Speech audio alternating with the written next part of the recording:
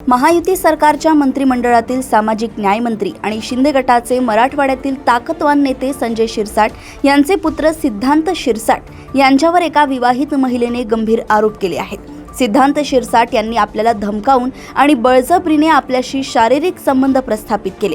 सिद्धांत शिरसाट यांनी आपला मानसिक आणि शारीरिक छळ केला असा आरोप या महिलेने केलाय।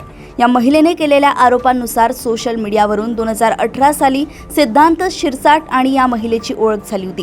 काही काळाने या दोघांचे मैत्रीचे संबंध आणखी घट्ट झाले। हे दोघेही मुंबई उपनगरातील चेंबूर परिसरातील एका फ्लॅटवर भेटायचे। चेंबूरच्या या फ्लॅटवर सिद्धांत शिरसाट आणि महिलेमध्ये शारीरिक संबंध प्रस्थापित झाले होते।